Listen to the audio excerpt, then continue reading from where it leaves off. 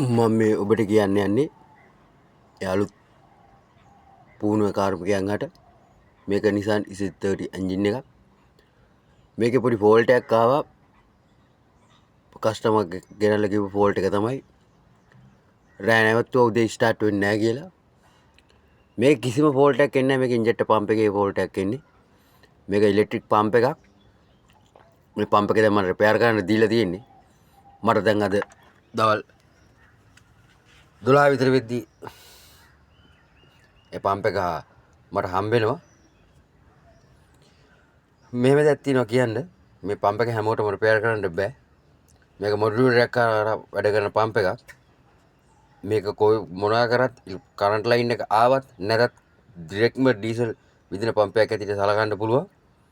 CAV pump එක වගේම තමයි.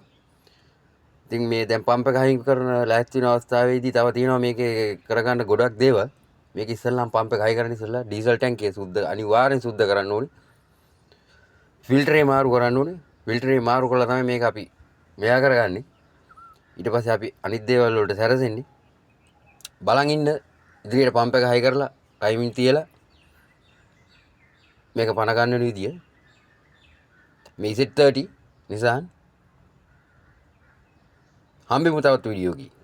ජය වේවා.